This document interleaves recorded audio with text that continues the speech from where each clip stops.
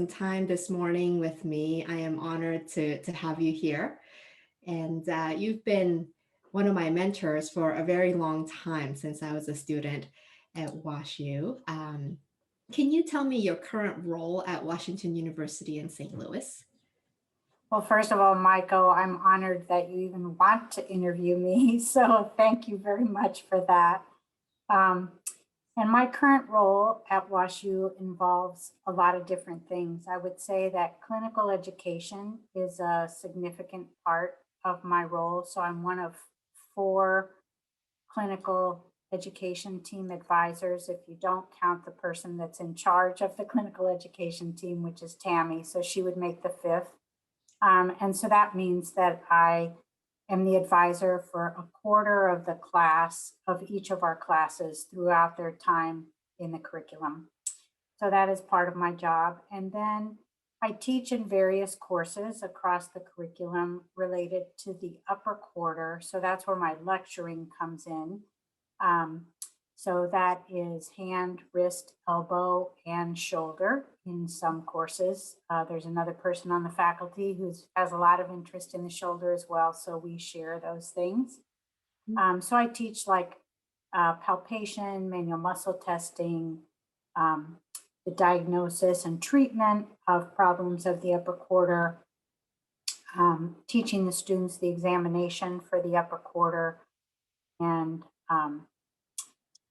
I've had a key role in developing the upper quarter diagnoses, movement system impairment diagnoses. And so I think those are some of my roles. Other roles are I'm on the curriculum committee. And although we're in a real process of transition in our program right now, transitioning to different curriculum, which is going to be rolled out in the fall. And then I'm also involved in courses like diagnosis and evidence analysis, where I advise students on developing clinical questions and searching the literature and organizing their findings in the literature into a matrix format to answer that clinical question.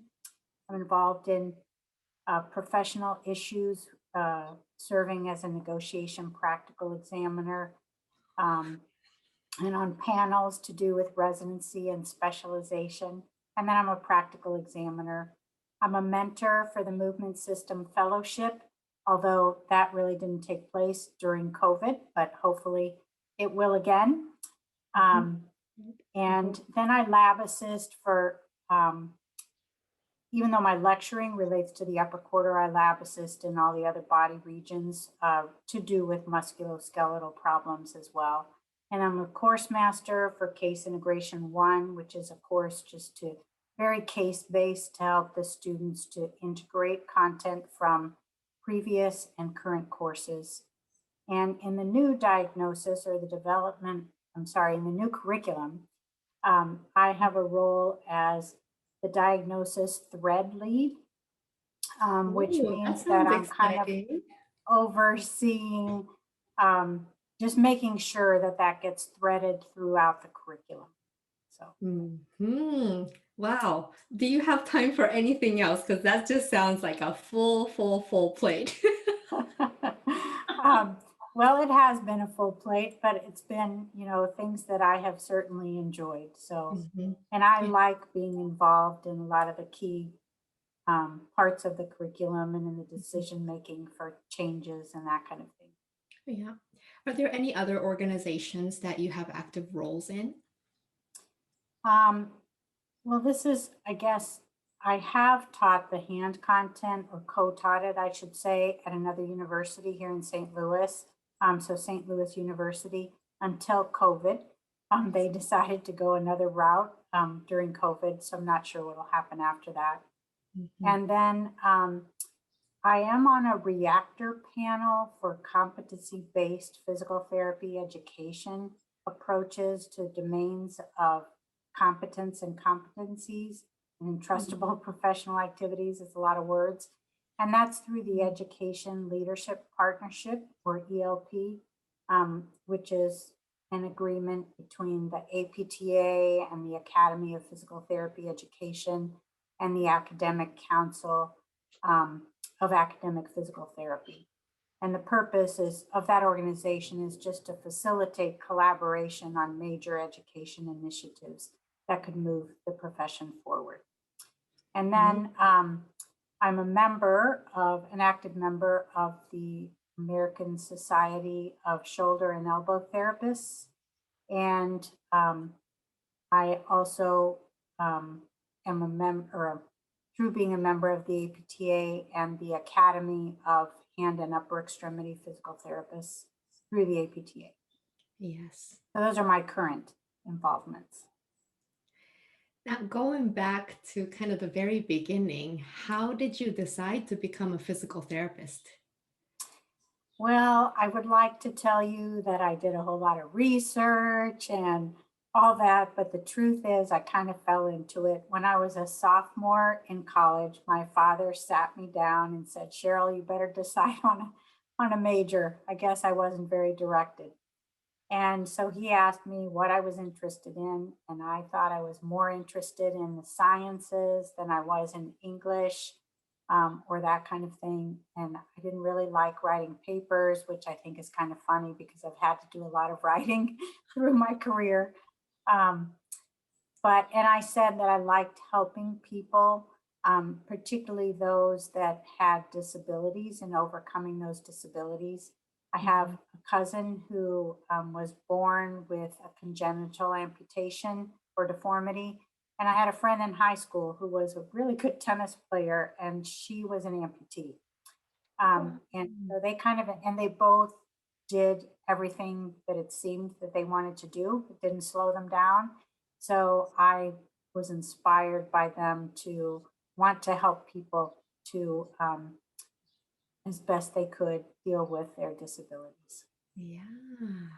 So and my father then said he thought physical therapists were the people that did that. So that's how I ended up pursuing PT. Well, thanks very much to your dad. It was amazing because I feel like the career really has suited me well. And so, yes, thanks to my dad, I feel like he was very insightful and the way he approached it was great. Mm-hmm. What school did you go to get your initial PT degree? I went to the University of Colorado and I graduated in 1976. And it was at that time a bachelor's program. So a very short program compared to what we have today. I see. Are you originally from Colorado, Cheryl? I'm not originally from Colorado, and that's always a funny question of where am I really from. I was born in New Jersey, but I lived there a whole 6 weeks, so I don't remember it well. And then I grew up until I was 12 in Venezuela. And then after that, we moved to Colorado, and I lived there for, forgetting now, I think 18 years. And then since then, I've been in St. Louis. I see. I see. That's a very interesting, childhood going through all over the country and the world as well. Now, how did WashU get so lucky to have you as a faculty? Well, once again, I would say that I kind of fell into that. So I was going to be moving to St. Louis because of a significant other. And so at that time, I was working on a hand team at a hospital in Colorado. And the OT, that was the other person on the hand team, there were just two of us, she had gone to college with the wife of one of the PTs that worked at WashU in the program in physical therapy. And that's Michael Miller. Okay. So she introduced, or, she gave me Michael's name and said, when you go to St. Louis, you ought to try interviewing there. So I did. I interviewed at WashU, which at the time was at the Irene Walter Johnson Institute. But it was run by the program in physical therapy at WashU. and I interviewed other places also, but I decided that um, I'd try the academic setting because I hadn't done anything like that before, and I thought it would be a good challenge, and truer words have never been spoken. So, so that's how I ended up. So I started out as a full-time clinician I with see. Washington. Okay, got it. Got it. At IWJ. And then so you eventually got pulled into the teaching side of the Well, education what side. was interesting about that, yes, is that I was hired because they had a hand team that worked from orthopedic surgery. So, but they were all occupational therapists and they were Oh, looking for, and all meaning there were two people. And they were looking for a physical therapist that had a hand expertise to come onto that team. So I was hired to do that. And as well, I treated other kinds of problems in addition to that. So that was really a wonderful experience. We worked up in the Department of Orthopedic Surgery with very close interaction with the physicians. mhm. So by the time you came to St. Louis, were you already a certified hand therapist? No, I moved to St. Louis in 1984, I think it was, and the first exam for certifying hand therapists was in 1991. Oh, So, wow. Okay, so I thought that CHT had been around for a while, but that's fairly new. Okay. right. So I, along with the other people that I worked with and a few other people here in town whose names you would probably know, like Ann Mhm. Kameen and Yes. different people, we all took that first test because we had all been specializing in the hand for a while. And for me, it was kind of a challenge to see, well, if I really think I'm a specialist, I should be able to pass this test. Sure. Yeah. How did you first get so interested in the hand? Well, once again, this sounds like a recurring theme, Michael. I kind of fell into it. So I was working at this physical therapy department in a hospital um, in a suburb of Denver, and I had gravitated through different areas there. I started in acute care, worked in inpatient rehab for several years. Then I went into outpatient. And while I was an outpatient therapist there was a physical therapist who had started a specialization there in hand therapy, offering those services. And she was going to quit. So they just asked me if I'd be willing to take it over. So, with fear and trepidation and a promise from her that I could call her at any time, I took it over because I really feel like I didn't know what I was doing. So, a lot of learning on the job. Wow.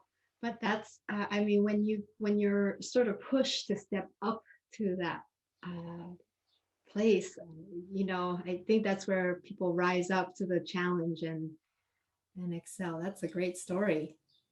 Yeah. Um, Now, you are very much involved in teaching the movement system impairment syndromes, and you've published some articles about it as well, some case reports.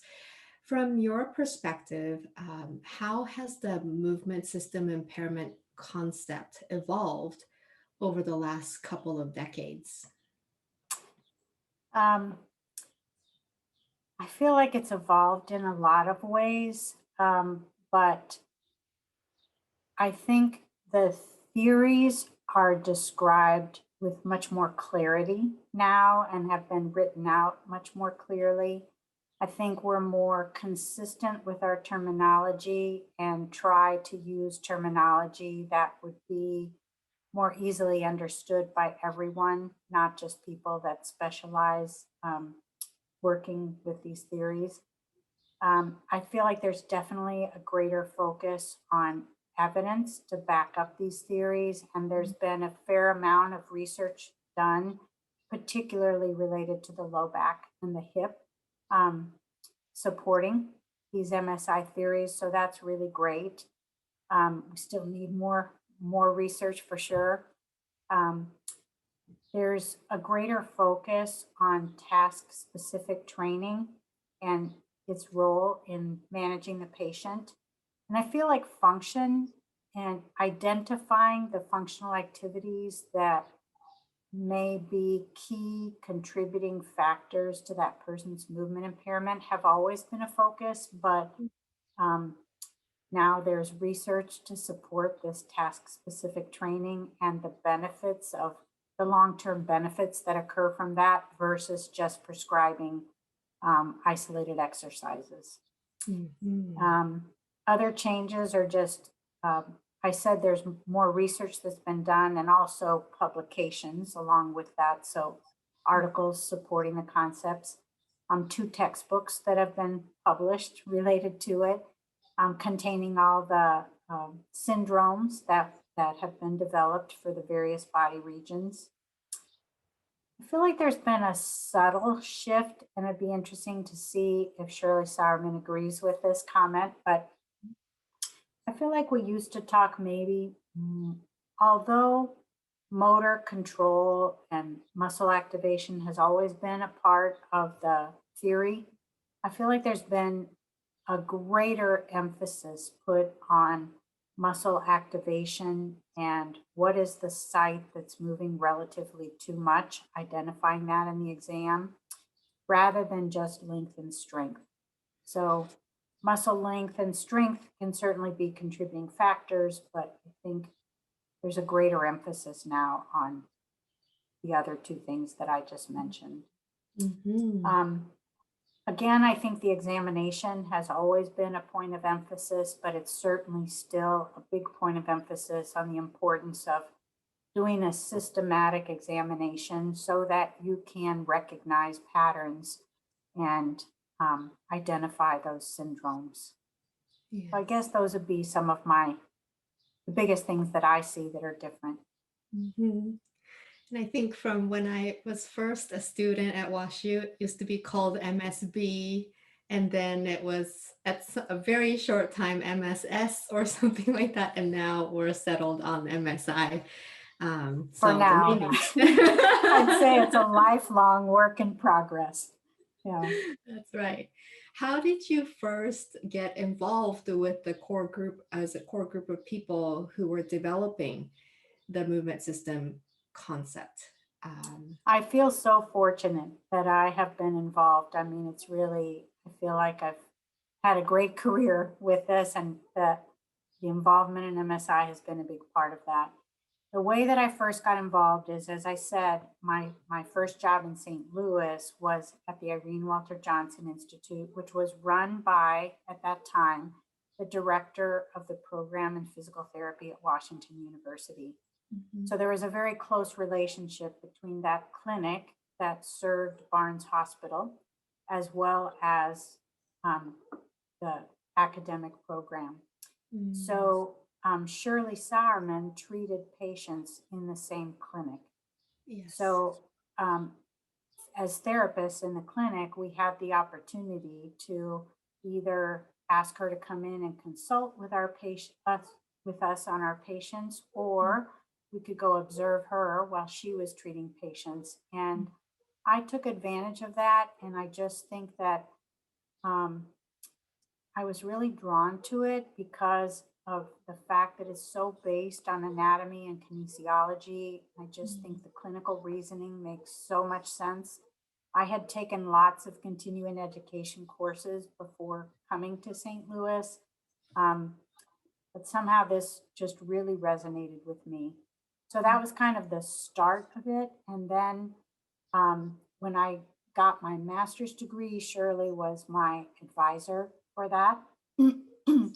And I just expressed, as she was teaching continuing education courses on this content, I expressed to her my interest in it. And so I remember that I used to be petrified to lab assist with her, always thinking that the next question I asked, I would be fired and out of there.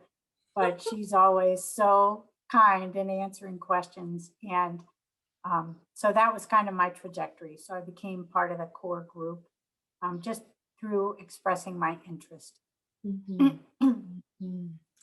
Yeah, I think I can sense that the group is everybody has the same goal of just wanting to learn more and understanding this underlying problem, and that's that group that we And have. I do feel like it's a lifelong process. I feel like I still have not reached the point where I think I have mastered it completely. I still will observe Shirley or someone else examining someone, and I'll think, oh, I haven't seen that before, or I haven't thought to look at that before. So I think you just continue to hone your skills Yeah, definitely throughout. agree. Mhm. Now, you were responsible for writing the chapters in the second MSI textbook. Uh, the hand rest and the upper quarter. Is it true? I heard a rumor that your first draft for the second MSI textbook was actually thicker than the final textbook. That is really funny, Maiko. I would not contest that, but I don't remember that at all. So, and I just want to give credit as well to Lynette Koo Summers, who co-authored those chapters with me. She did lot of work with that as well. Mhm. So, yeah, Mhm. so that may be true. Certainly, the hand and elbow chapters were a lot of pages, but I don't remember that it was thicker than the whole current textbook. Well, and it also has wonderful photographs of all of the different hand impairments, the kinds of treatments that it suggests. And it's for somebody who doesn't treat the hand as often, reading through every page of it has been so enlightening too. So I actually think the WashU students are very lucky because we get so much in-depth information as it relates to the wrist and hand. And I think that's largely to your contribution and your depth of knowledge. So yeah, they're Thank you. It's lucky. been my lifelong mission to get physical therapists more interested in the hand. And you Mhm. certainly should know what those chapters say since you so competently translated them into Japanese, which impresses me so much. Thank you. I think I must have read it through 5 times over, but there's still a lot to be learned. Now, how much of your time is spent teaching versus doing patient care or maybe some research? How do you divide your time? So I'm not going to give you the official percentages that I have to document every 6 months at WashU, but I would say generally probably 95% of my time currently is teaching or Mhm. involved with some aspect of teaching. Yes. And probably 5% of my time in the clinic.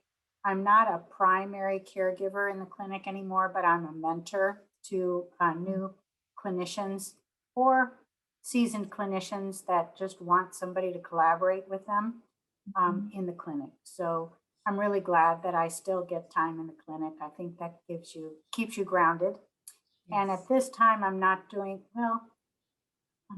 really doing any research now that I think about that. That's not completely true, as I had a meeting just yesterday um, with Paula Ludwig and a PhD student that's working with her.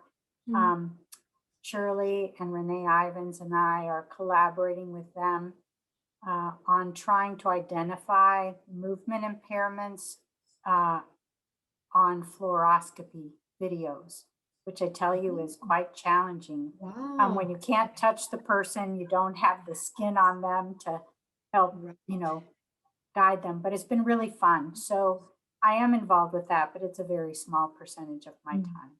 And I Mhm. have been involved in research in the past. I was involved in some of the reliability studies related to the low back examination, Mm. but currently I'm not. I see. Now, what's been the most, and you can name as many as you'd like, but what's been the most exciting project that you're working on or have worked on at WashU? Well, I'd say in the past, probably getting to be a part of the group, the MSI group that developed and worked through and continued to fine tune the syndromes or the diagnoses that we have described currently. So um, I'd say I really enjoyed that process of just the interchange between people. And, you might bring up something and somebody else would really disagree with it, or they might agree with it. But I think it was just a really healthy interchange. And Mhm. those syndromes, of course, are also still a work in process.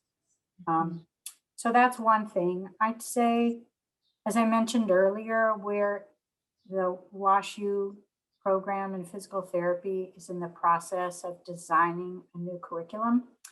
And I actually enjoyed learning new technology, new methods of teaching. Um, Not always maybe at the pace that we're forced to do it, but I do like learning about new methods of learning, learning management systems, databases, that kind of thing.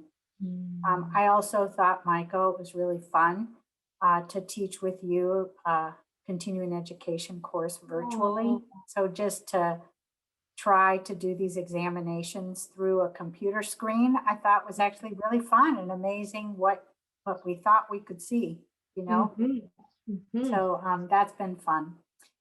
That I think has been interesting to learn about at this new curriculum is just new methods of assessing learning. So using like formative assessments and um, kind of testing students in the classroom where it's low stakes and it's not, they're not going to fail it, but it's a purpose of giving them feedback Mm. early on before they have to take the test that is a little higher stakes. So Mm, all mhm. those new things I think for me are fun.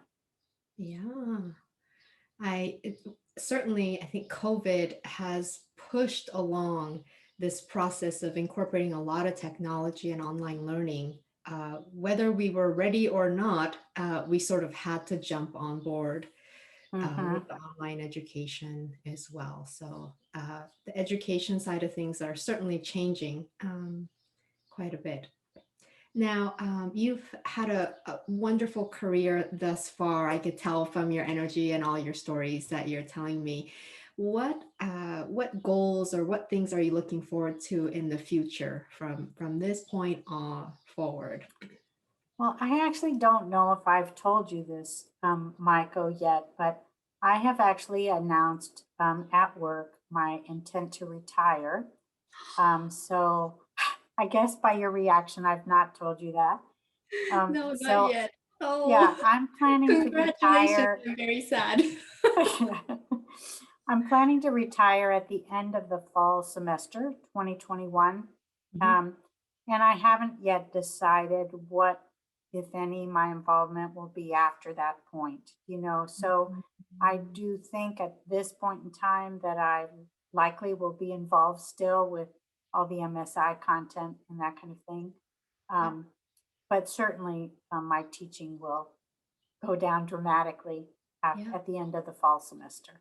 So yeah. I'm looking forward to that. My husband's been retired for a year and looking forward to more time with him and COVID permitting, maybe getting to travel. So we'll see. That's right. That's right. Well, for the people who are thinking about becoming a physical therapist, what do you think are the ideal qualities that would make an excellent physical therapist? Well, I think, I used to be on the admissions committee, and I think a great percentage of the students or the applicants, I would say, say that they want to help others. So I think that's a key characteristic is being a caring person and wanting to help others in the best way possible. I think having good communication skills, um, being a good teacher in the clinic, teaching is so important as well.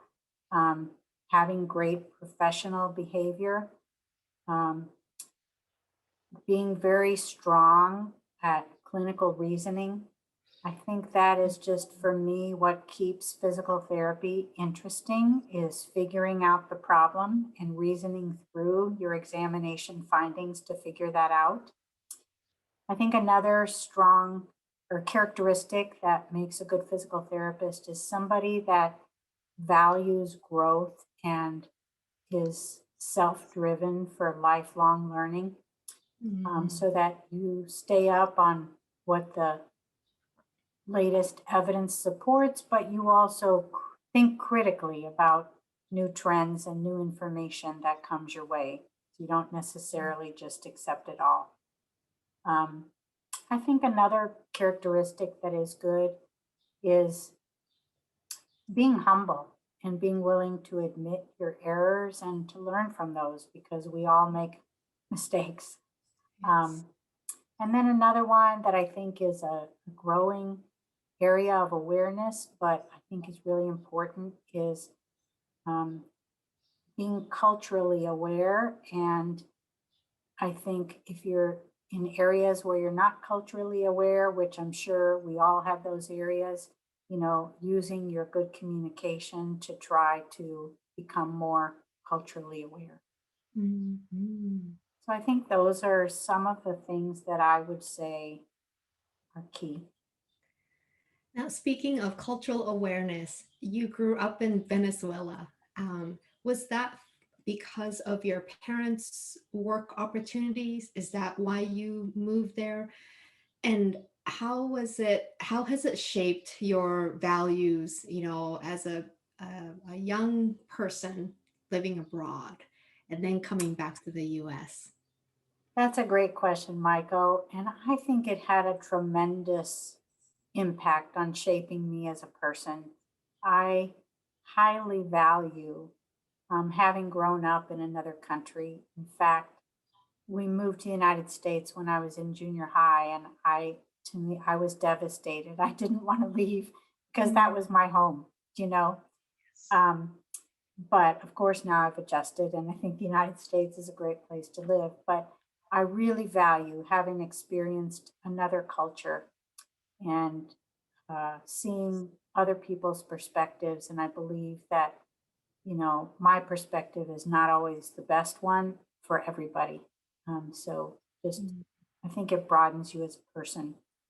How did I end up there? Well, my father was actually, his parents were originally from the United States, but they were missionaries in Puerto Rico. So he was born and raised in Puerto Rico. And then he did his entire career in Venezuela, with a couple of exceptions. A couple times during his career, he thought maybe he was missing out on career opportunities by not working in the United States. Mm. So he moved back to the United States, I think twice for about a year each time. And it was one of those years where I was born. So that's how I ended up in New Jersey for only 6 weeks. I Um, see. and then my mother, I think she was really quite adventuresome, which is always funny because you don't necessarily picture your parents that way at the time that they're raising you. Mm. But during the war, she grew up in Nebraska on a farm. And during the war, she decided if she was going to be teaching school and she was single, she wanted to see the world. So she took off to teach school in Venezuela, not speaking a word of Spanish. And Wow. she worked teaching school for the same company that my father worked for as an engineer. So it was an oil company. And that's where they met. So I think I Got it, answered your got it. question. I'm not sure if I Yeah, forgot something. yeah. That's a great story. It's what are the chances, right? Exactly. Yeah. So, because you grew up in Venezuela, you're fluent in Spanish, and have you taught courses in Spanish across the world? So that is a great question too. So I love teaching the courses in Spanish speaking countries. And if you don't know Spanish, I sound fluent, but I think I have a 12-year-old vocabulary in Spanish because that's how old I was when I left. So my vocabulary is somewhat limited, and I actually still meet with a friend once a month to work on that because I don't want Oh, to completely okay. lose it. Very good. But as far as teaching the courses, what I have done, I've taught courses in Spain, Chile, and the Dominican Republic. and Costa Rica, Mhm. as far as the Spanish speaking countries. And I usually have a translator so that I can talk more fluidly in English and I don't have to struggle for certain words. Right. But then during the labs, I'm comfortable enough that I can just speak in Spanish. So, and I also then in Spanish and even sometimes in Italian, I know when the translator is not getting it quite as I intended and I can make corrections too. Mhm. So, Right. I think you start getting a sense of what the translator has said, even though you don't understand the language fully. So yes, it's a big job that we have as translators. and I will say that that's not true for Japanese. I have no clue whether you're translating what I said or not. I might have been talking about a completely different things, and you just won't know, Cheryl. That's right. That's right. You could be Now, talking about the mark on my face and I wouldn't know it. right. Now, your husband, I think you mentioned to me before, he's done some research in Antarctica. Have you visited Antarctica and what was that like if you have been there? You are correct that my husband, he also worked for Washington University. He's retired, Okay. so he is no longer working Mm. there, but he went to Antarctica for work there, um, studying cosmic rays and neutrinos and different things that I don't understand, Mm. launching high altitude balloons to study those. Um, he went to Antarctica about 4 times, but where he went, which was McMurdo, only scientists and research related people um, and supporting staff Mm. are allowed to go there. So tourists are not allowed to go there. Mm. So I got a lot of descriptions of Antarctica from him. He had quite a few Good. stories to tell, but Mm. I could not go. I did, however, he Mhm. left to go to Antarctica from New Zealand, from Christchurch, New Zealand. So I did talk my way into a trip to New Zealand since he had his way paid. It was half as expensive. Yes, And then I flew home after we toured New Zealand, and he went to Antarctica. got So it. So you were just this close to being there. that's Uh-huh. right. That's Right. right. Sorry. What did you He's say? a, he's a, he's a physicist, is that right? That you're almost right. So Mm. he's an electrical engineer, but he Ah, worked in the Department of Physics. And so the physicists would come up with these great ideas of what they wanted to mm. um, study. And then my husband would design basically the equipment that would enable them to collect Got it. that data. Mm. Mhm. Got it. Sorry, you were starting to tell me something. I don't remember what it was. Sorry. No, no problem. Sorry, I interrupted. No, that's fine. Um, so you've been to Spain, New Zealand, Costa Rica, Venezuela, and Chile. Are there other places you've traveled around the world? I do like to travel. And so, as you said, I've been to Chile for both work and fun. And Mhm. I've been to Argentina. Um, so, my husband was originally, he was born in Argentina and he still has a cousin in Argentina. So, Okay. we've been Mm. down there to visit her. And we've also, my one of my favorite pastimes is hiking in the mountains especially. So we went to southern Patagonia down in Chile and in Argentina to hike. So we've been down there to hike. I've been to Guatemala with a church group and also with our physical therapy students to do some Mhm. Mhm. service work there. Right. And I've been to Honduras also to do service work that was with not doctors. I think it was Doctors Without Borders. I'm forgetting now who it was with, but Mhm. anyway, with one of those Mhm. organizations. Yes. Um, I've been to Costa Rica both for fun as well as to teach continuing education courses. Been there a couple times. Um, been to Mexico. That was a long time ago for fun. For Peru, that was another hiking trip. So we went to Machu Picchu, Yes. and yeah, Perfect. that was wonderful. And then the Dominican Republic, that was for work. And then in Europe, I've been to various countries in Europe. So Austria, Germany, Switzerland, France, England, um, Greece. I don't know if I said Italy, Iceland, Italy. um, Oh, wow. Portugal. I've taught courses in Portugal, Spain, Mm. um, been to Wales and Scotland, took a bike trip around those. Oh, Been wow. to Nepal, that was another hiking trip, and Canada, and then Puerto Rico. My father gave us a tour around the places he had lived when we moved from Venezuela to the United States. Mhm. Well, thank you for the around the world trip there. That is amazing. Yeah, Um, I've been fortunate, but I do love seeing different parts of the world. yes, yes. So, So maybe you one of love, these days I'll get to Japan. yes, let's go. The therapists there are waiting for you. So, well, if you would like to work, I don't want to take the fun away. But so you love to hike. Do you like to do other activities for fitness? Um, I pre-COVID, I liked one of my favorite ways to exercise was spinning. Oh, I do like to bicycle outside too. Maybe not so much on the city streets, but on good paths through the streets, so I don't have to fight the traffic. Um, so, did you say mostly exercise or just what I like in general?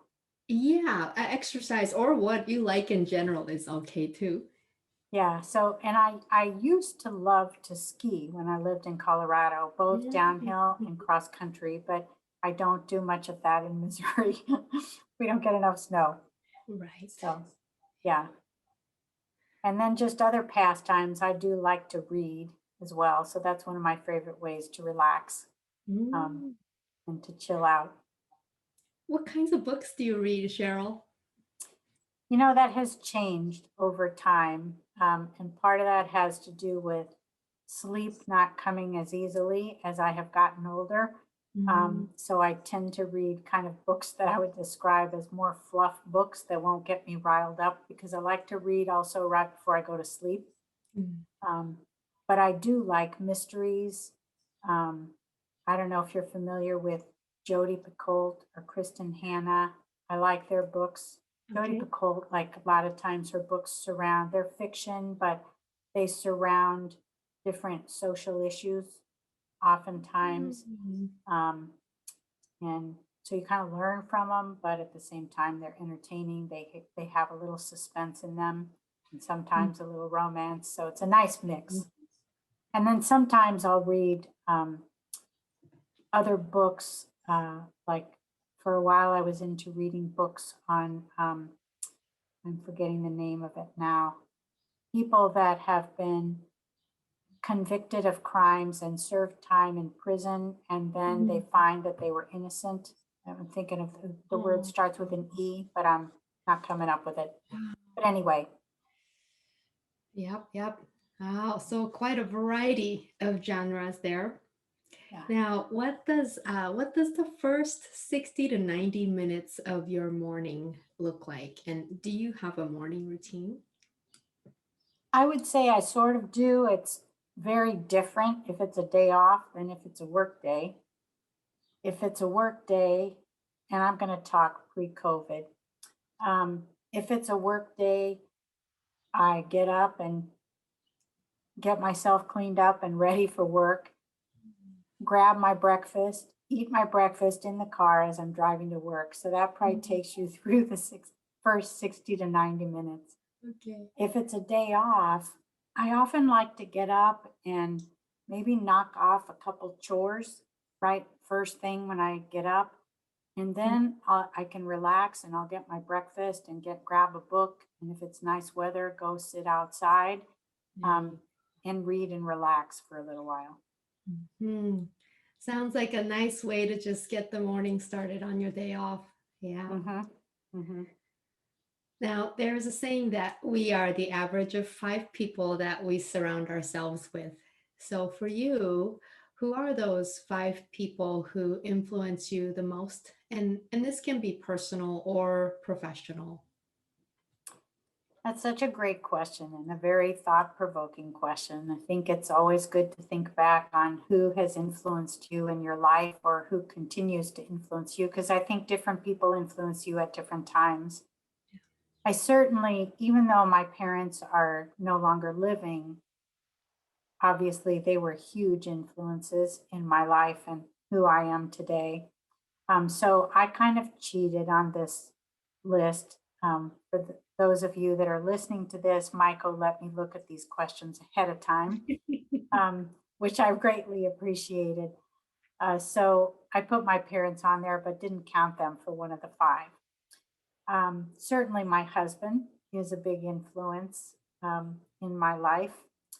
I think Shirley Sauerman has been a big influence as far as work and being involved in the movement system impairment content. She's been a wonderful mentor throughout my career, and I feel like I've done way more in my career than I had ever imagined, and a lot of that is due to her.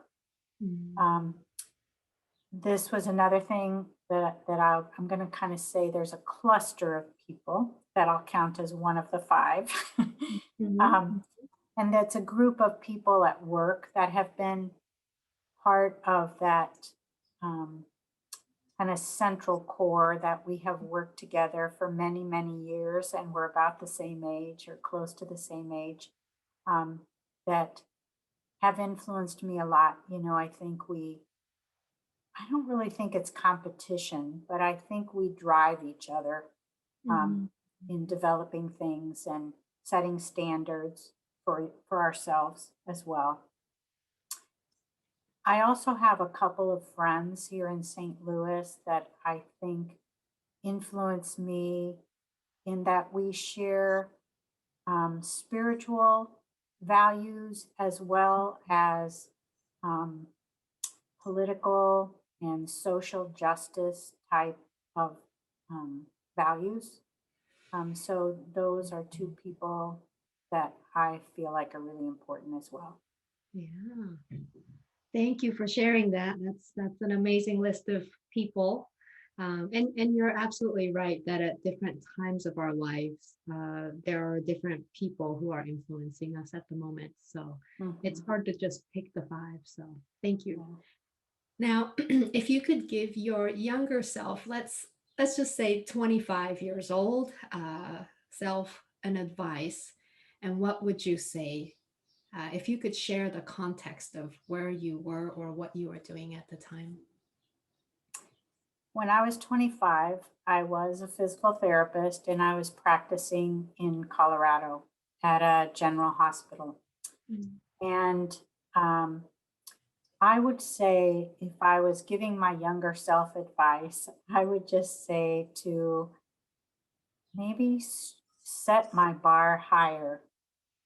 So strive, set goals and that are higher, maybe be more involved in state and national organizations. I have been involved, but I think I could have been a lot more involved um, in those organizations related to physical therapy. And so those would probably be my, as I've said throughout this interview, I think a lot of the things that I've done, I have sort of fallen into in a sense. And I guess I have to give myself some credit in that I do value growth. So I feel like I have intentionally surrounded myself with good mentors throughout my career. Mhm. Um, so that would be, to set the bar high.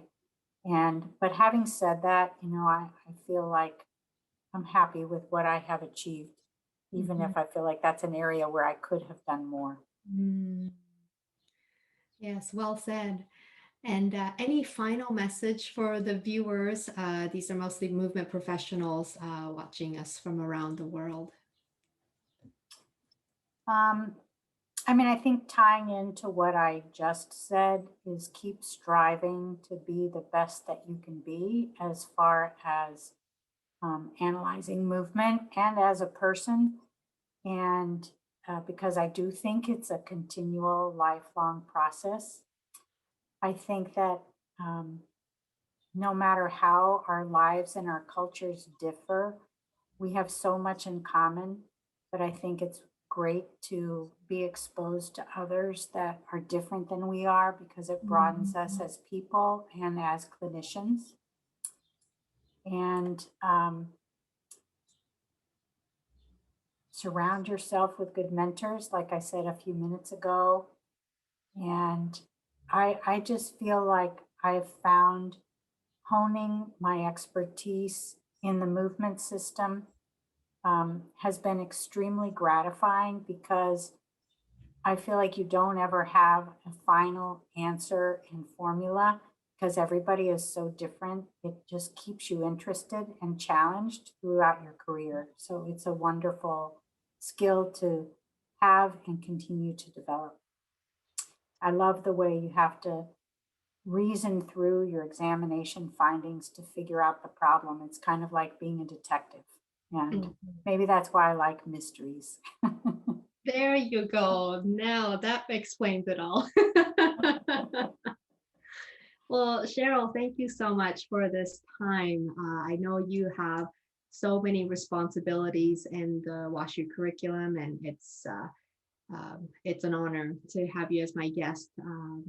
Take that time away from your busy schedule and sharing a lot of your insights, your personal stories, your growth. I love what you said about it's so important to have this growth mindset.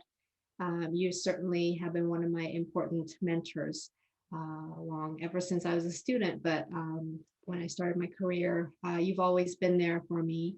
And I thank you for everything you have done and that you continue to do. So, Well, thank you, Maiko, too. You are one of the most gracious people that I know, and it's my pleasure to work with you. And I love your questions that make me think and reflect back in really um, good ways. So thank you. thank you very much.